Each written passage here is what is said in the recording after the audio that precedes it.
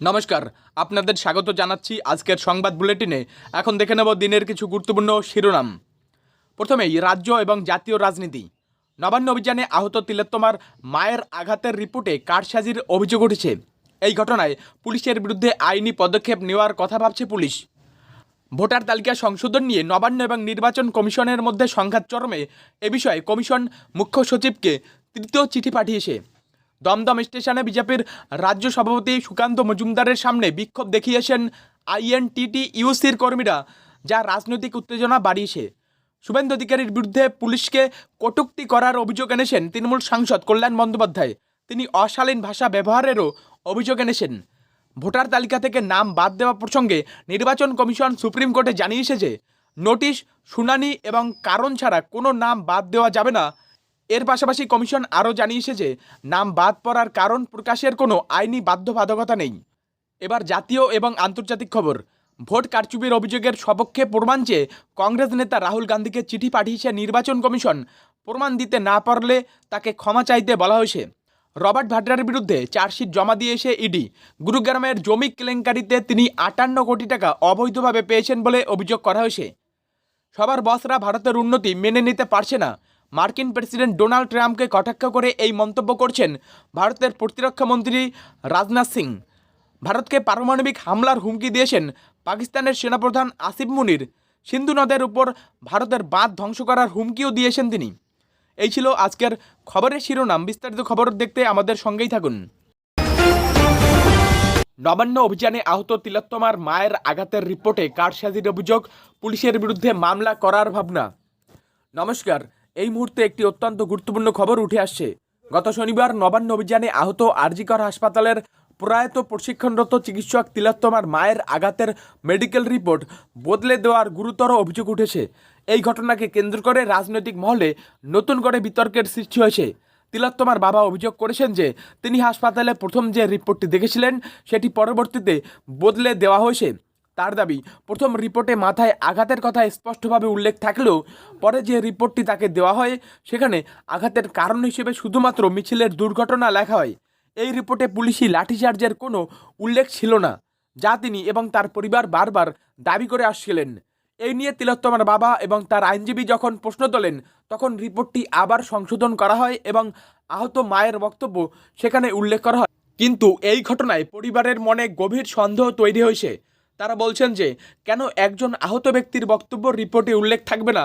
এখন এই বিষয়টি নিয়ে তারা আইনি পদক্ষেপ নেওয়ার এবং পুলিশের বিরুদ্ধে মামলা করার কথা ভাবছেন। এদিকে কলকাতা পুলিশ কমিশনার মনোজ ভার্মা জানিয়েছেন যে কিভাবে আঘাত লেগেছিল তার তদন্ত চলছে। তিনি আরও বলেন যে মেডিকেল রিপোর্ট চূড়ান্ত হলে তবেই এ বিষয়ে বিস্তারিত বলা যাবে। ভোটার তালিকা সংশোধন নিয়ে নবান্ন ও নির্বাচন কমিশনের সংঘাত, তৃতীয় চিঠি পাঠালো কমিশন। নমস্কার, এই মুহূর্তে একটি গুরুত্বপূর্ণ রাজনৈতিক খবর উঠে আসছে। ভোটার তালিকা সংশোধনের প্রক্রিয়া নিয়ে নবান্ন এবং নির্বাচন কমিশনের মধ্যে সংঘাত ক্রমশ তীব্র হচ্ছে। এই বিষয়ে কমিশন রাজ্যের মুখ্য সচিব মনোজ পান্তকে তৃতীয় চিঠি পাঠিয়েছে এবং একটি নির্দিষ্ট সময়সীমা বেঁধে দিয়েছে। এর আগে গত 5 আগস্ট নির্বাচন কমিশন মুখ্য সচিবকে একটি চিঠি পাঠিয়েছিল। সেখানে ভোটার তালিকা নিবন্ধনে অনিয়মের অভিযোগে 4 জন আধিকারিক এবং একজন ডেটা এন্ট্রি কর্মীর বিরুদ্ধে ব্যবস্থা নেওয়ার নির্দেশ দেওয়া হয়েছিল। ওই 4 জন আধিকারিক হলেন বারুইপুর পূর্বের নির্বাচনী রেজিস্ট্রেশন অফিসার অর্থাৎ ইআরও দেবদত্ত চৌধুরী এবং সহকারী ইআরও তথাগত মণ্ডল, এবং ময়নার ইআরও বিপ্লব সরকার এবং সহকারী ইআরও অর্থাৎ রেজিস্ট্রেশন অফিসার সুদীপ্ত দাস। প্রথম চিঠিতে যত দ্রুত সম্ভব ব্যবস্থা নেওয়ার কথা বলা হলেও কয়েকদিন পেরিয়ে যাওয়ার পরও কোনো জবাব না আসায় কমিশন আরও 2টি চিঠি পাঠায়। এবার তৃতীয় চিঠিতে কমিশন স্পষ্ট জানিয়ে দিয়েছে যে সোমবার দুপুর 3টের মধ্যে এই বিষয়ে রিপোর্ট দিতে হবে।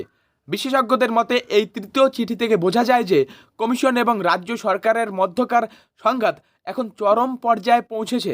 এর আগে মুখ্যমন্ত্রী মমতা বন্দ্যোপাধ্যায় বলেছিলেন যে তিনি কোনো সরকারি আধিকারিকের বিরুদ্ধে ব্যবস্থা নিতে দেবেন না এবং তাদের রক্ষা করবেন। দমদমে সুকান্ত মজুমদারের সামনে বিক্ষোভ, আইএনটিটিইউসির কর্মীদের, রাজনৈতিক উত্তেজনা তুঙ্গে। এই মুহূর্তে একটি গুরুত্বপূর্ণ রাজনৈতিক খবর উঠে আসছে কলকাতা থেকে। সদ্য চালু হওয়া একটি শীততাপ নিয়ন্ত্রিত লোকাল ট্রেনের উদ্বোধনে উপলক্ষে দমদম স্টেশনে গিয়েছিলেন বিজেপির প্রাক্তন রাজ্য সভাপতি সুকান্ত মজুমদার। সেখানেই তার সামনে আইএনটিটিইউসির কর্মীরা বিক্ষোভ দেখান। গত 10 আগস্ট শিয়ালদা থেকে রানাঘাটগামী নতুন শীততাপ নিয়ন্ত্রিত লোকাল ট্রেনের উদ্বোধনের পর সুকান্ত মজুমদার এবং কেন্দ্রীয় জাহাজ প্রতিমন্ত্রী শান্তনু ঠাকুর ওই ট্রেনে করে দমদম পৌঁছান। দমদম স্টেশনে যখন সুকান্ত মজুমদার স্বামী বিবেকানন্দের মূর্তিতে মালা পরাচ্ছিলেন, তখনই একদল আইএনটিটিইউসি কর্মী জয় বাংলা স্লোগান দিতে শুরু করেন এবং বিক্ষোভ দেখান। তারা বিজেপিকে বাংলা বিরোধী বলেও কটাক্ষ করেন।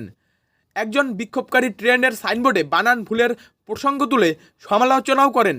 এই ঘটনার পর সুকান্ত মজুমদার তীব্র ক্ষোভ প্রকাশ করেন। তিনি জানান যে তিনি রেলমন্ত্রীকে এই বিষয়টি জানাবেন। তিনি অভিযোগ করেন যে বিক্ষোভকারীরা তৃণমূলের পতাকা হাতে নিয়ে শ্রমিক সেজে এই কাণ্ড ঘটিয়েছে। এই ঘটনাকে কেন্দ্র করে রাজ্যের রাজনৈতিক পরিস্থিতি আরও উত্তপ্ত হয়ে উঠেছে। ভোট কারচুপির অভিযোগের প্রমাণ চেয়ে রাহুল গান্ধীকে চিঠি নির্বাচন কমিশনের। এই মুহূর্তে একটি অত্যন্ত গুরুত্বপূর্ণ খবর উঠে আসছে। কর্ণাটকের মহাদেবপুরা বিধানসভা কেন্দ্রের ভোটার তালিকায় কারচুপির অভিযোগ তুলেছেন কংগ্রেস নেতা রাহুল গান্ধী। এবার সেই অভিযোগের সপক্ষে প্রমাণ চেয়ে রাহুল গান্ধীকে চিঠি পাঠিয়েছে কর্ণাটকের মুখ্য নির্বাচনী অফিসারের দপ্তর। জানা গেছে, সম্প্রতি একটি সাংবাদিক বৈঠকে রাহুল গান্ধী অভিযোগ করেছেন যে লোকসভা নির্বাচনে মহাদেবপুরা বিধানসভা কেন্দ্রের 6.5 লক্ষ ভোটারের মধ্যে 1 লক্ষ ভোটারই ভুয়ো। তিনি আরও দাবি করেন, তার দলের অভ্যন্তরীণ তদন্তে 10,000 ভুয়ো ভোটার কার্ড, 40,000 অস্তিত্বহীন ভোটার, 10,000 একই ঠিকানার ভোটার এবং 4,000 ছবিহীন ভোটার কার্ডের সন্ধান পাওয়া গেছে।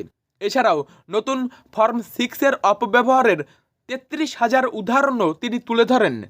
নির্বাচন কমিশন এই অভিযোগকে অত্যন্ত গুরুতর বলে মনে করছে। এর আগে কমিশন রাহুল গান্ধীকে 2 বার এই অভিযোগের সপক্ষে তথ্য প্রমাণ জমা দেওয়ার জন্য বলেছিল। এবার কর্ণাটকের মুখ্য নির্বাচনী অফিসারের দপ্তর সরাসরি রাহুল গান্ধীকে চিঠি দিয়ে প্রমাণপত্র এবং অন্যান্য প্রয়োজনীয় নথি জমা দিতে বলেছে, যাতে কমিশন এই অভিযোগের তদন্ত করতে পারে। এই ঘটনাকে কেন্দ্র করে জাতীয় রাজনীতিতে নতুন করে বিতর্কের সৃষ্টি হয়েছে।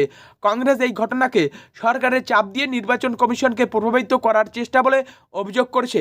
অন্যদিকে বিজেপি দাবি করেছে যে কংগ্রেস নিজেদের ব্যর্থতা ঢাকতে নির্বাচন কমিশনের উপর ভিত্তিহীন অভিযোগ চাপিয়ে দিচ্ছে। ভোটার তালিকা থেকে নাম বাদ পড়ার কারণ প্রকাশের আইনি বাধ্যবাধকতা নেই, সুপ্রিম কোর্টে জানালো নির্বাচন কমিশন। নমস্কার, এই মুহূর্তে একটি অত্যন্ত গুরুত্বপূর্ণ খবর উঠে আসছে। ভোটার তালিকা থেকে কেন নাম বাদ দেওয়া হয়েছে তার কারণ প্রকাশ করা নির্বাচন কমিশনের জন্য বাধ্যতামূলক নয়। সম্প্রতি সুপ্রিম কোর্টে একটি হলফনামা পেশ করে নির্বাচন কমিশন এই কথা জানিয়েছে। অ্যাসোসিয়েশন ফর ডেমোক্রেটিক রিফর্মস অর্থাৎ এডিআর নামে একটি স্বেচ্ছাসেবী সংস্থা বিহারের ভোটার তালিকা থেকে বাদ পড়া 65 লক্ষ ভোটারের নাম আলাদা করে প্রকাশের জন্য আবেদন করেছিল। এই আবেদনের জবাবে নির্বাচন কমিশন জানায় যে ভোটার তালিকা থেকে নাম বাদ যাওয়ার কারণ বা বাদ পড়া নামের আলাদা তালিকা প্রকাশ করার কোনো আইনি বাধ্যবাধকতা নেই।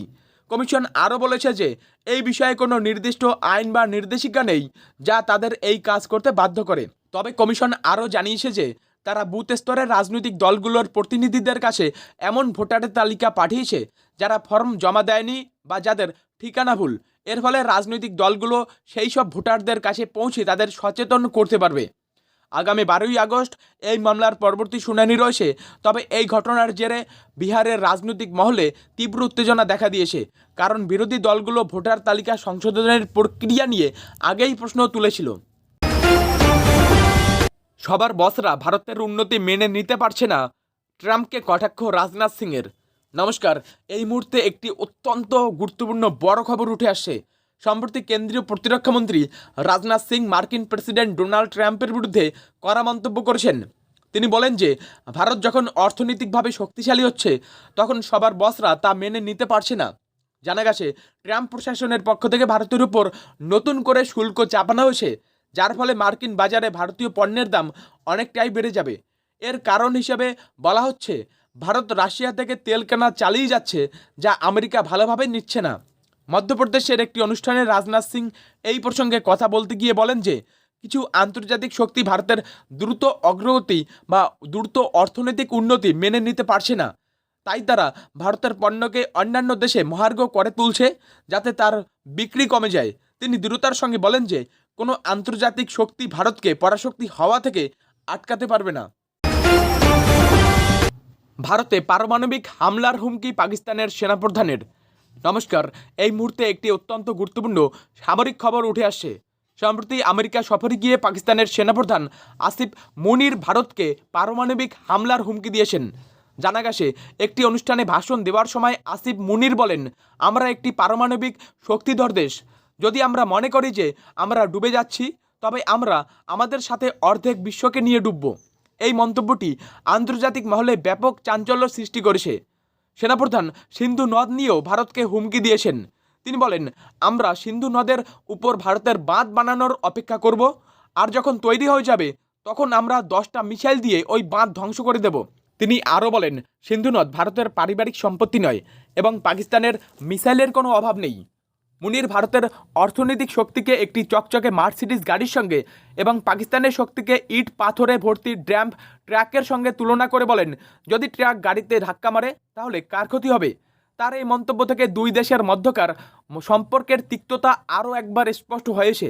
এই হুমকির বিষয়ে ভারত সরকারের পক্ষ থেকে এখনও কোনো আনুষ্ঠানিক বিবৃতি আসেনি।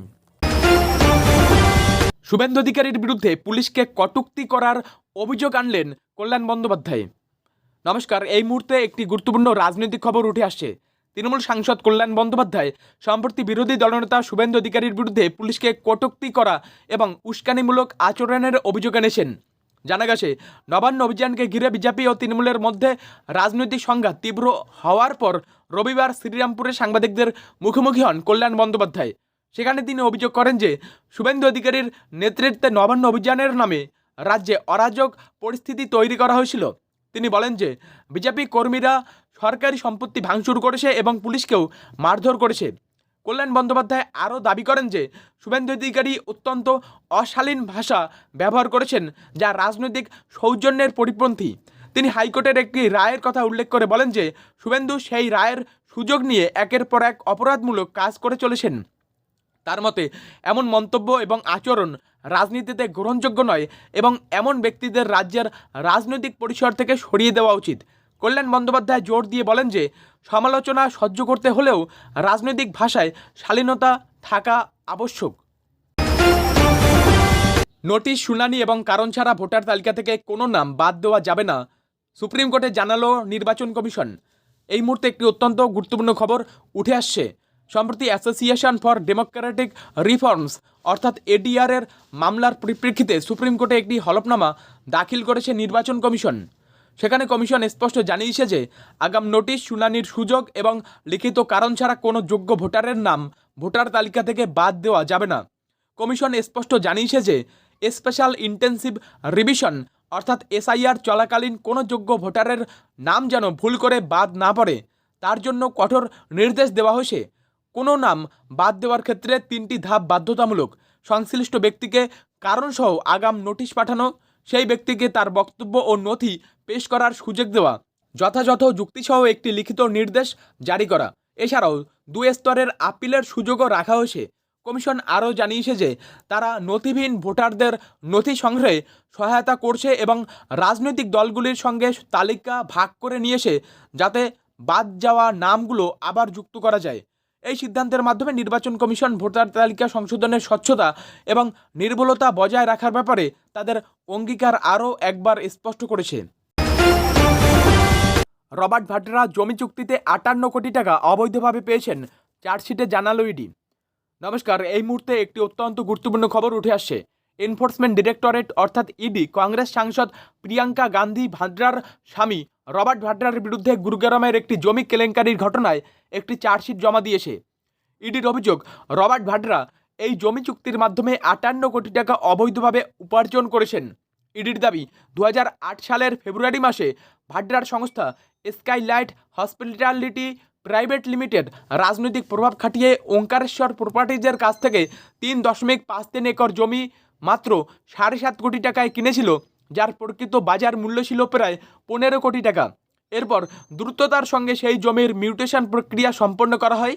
একই বছরের জুন মাসে ওই জমিটি ডিএলএফের কাছে 58 কোটি টাকায় বিক্রি করা হয়। ইডির অভিযোগ, এই 58 কোটি টাকা বিভিন্ন সংস্থার মাধ্যমে 2008 থেকে 2012 সালের মধ্যে রবার্ট ভাড্রার কাছে পৌঁছেছিল। এবং সেই টাকা সম্পত্তি কেনা, বিনিয়োগ করা, ঋণ শোধ করার কাজে ব্যবহার করা হয়েছিল। রবার্ট ভাড্রার বিরুদ্ধে prevention of money laundering act এর বিভিন্ন ধারায় অভিযোগ আনা হয়েছে। যদি এই অভিযোগ প্রমাণিত হয়